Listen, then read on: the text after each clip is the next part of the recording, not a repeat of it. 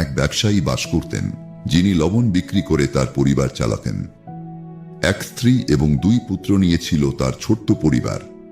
তার বড় ছেলে ছিল খুব লাজুক এবং অন্যদের সাথে কথা বলায় দ্বিধাগ্রস্ত করত।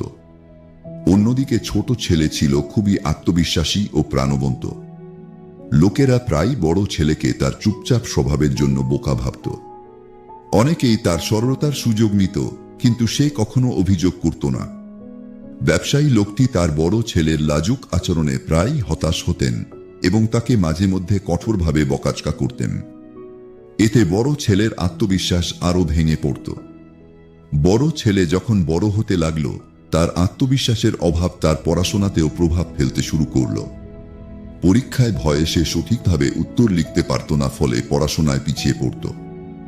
শেষ পর্যন্ত যখন সে যুবক হল, তখন তার বাবা তাকে বড় ছেলে হওয়ায় পারিবারিক ব্যবসায় সাহায্য করতে বললেন। বাবাকে হতাশ না করার ভয়ে সে রাজি হল, কিন্তু তার নার্ভাসনেসের কারণে প্রায়ই ভুল করত, ঠিকমতো কাস্টমারের সাথে কথা বলতে পারত না। ফলে তার বাবা আরো রেগে যেত। একদিন যখন সেই ব্যবসায়ী বাইরে ছিল, তখন কিছু ধূর্ত লোক দোকানে এসে মিথ্যা বলল যে তোমার বাবা আমাদের পাঠিয়েছেন শহরে সব লবণের বস্তা নিয়ে যেতে। যুবকটি তাদের পাল্টা প্রশ্ন করতে দ্বিধা করল এবং কিছু বুঝে ওঠার আগেই তারা সমস্ত মাল নিয়ে চলে গেল। রাতে যখন তার বাবা ফিরে এসে দেখে দোকান খালি, তখন তিনি রাগে ক্ষিপ্ত হয়ে চিৎকার করলেন, অপদার্থ, তুই আমার সবকিছু লুটিয়ে দিয়েছিস।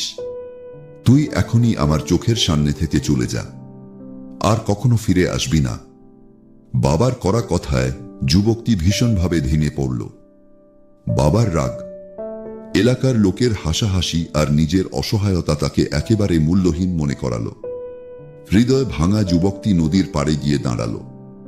লজ্জায় তার বুক ফেটে যাচ্ছিল।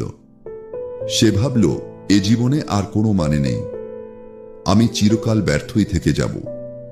এসব ভাবতে ভাবতে ঠিক যখন সে নদীতে ঝাঁপ দিতে যাচ্ছিল, তখনই এক বৃদ্ধ লোক তাকে দেখতে পেয়ে তার হাত টেনে ধরে তাকে নিরাপদে ফিরিয়ে আনল।